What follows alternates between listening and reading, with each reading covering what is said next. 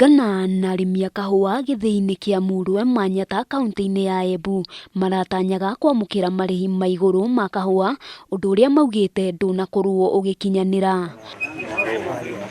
Maugĩte ona thengia ya gĩthĩi kĩu gũkorwo na macini ya gũkonyora kahũa marĩhĩtwo na ciringi 80 harĩ kiro makĩringithania na ithĩi iria ingĩ ikonyorithagia kahũa nja wa ithĩi arĩa marĩhĩtwo na makĩria ma ciringi 100. Tulistuka kufikiria kwamba mwenye alikuwa ananunua hiyo kahawa kweni aliangalia nini. Factory ine inaonekana ni kama alinunua flat rate. Tulikuwa tunatarajia kiwango ya juu sana over 150, na kusema kweli kwa hiyo factory zetu ine hakuna hata moja ambaye imefikisha 100. Rĩtana rĩa arĩmi aya nĩ ũthuthuria wa naihenya ũkorwo ũgĩtabanio gĩthĩi-inĩ gĩkĩ nĩguo kũmenya gĩtũmi kĩa mamũkĩre marĩhi ma thĩ ũguo na makĩria ma ũguo makaheana mũkana wa kũrũrũngana. Bwana Munya aingilie Murwe Farmers Cooperative Society aangalie viongozi wetu, sababu kunaonekana miaka 5 nyuma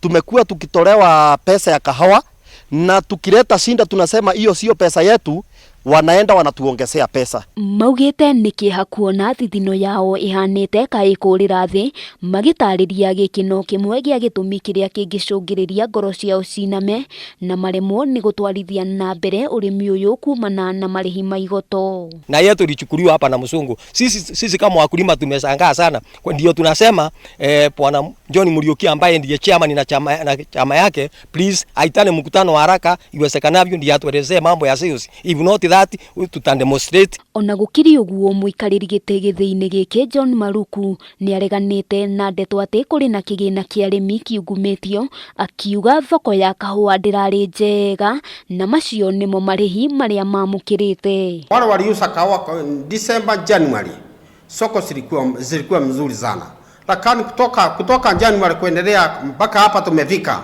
soko zimeanza kuteremuka na ikateremuka hata kutoka saa hii. Maruku augĩte ũthuthuria ũngĩenda gũtabanio no ũthiĩ na mbere kuona we ta ũmwe wa rũgamĩrĩri gũtirĩ mahĩtia mangĩcukĩrwo. Wakati mboni zitauzwa na marufurufu kidogo kidogo, hatujui hiyo mboni itauzwa namna gani, na tunaomba Mungu maketa wetu atuusie hiyo mboni na njia mzuri. Handũ-inĩ ha Kameme TV, rĩtwa rĩakwa nĩ Wambui wa Njũgũna.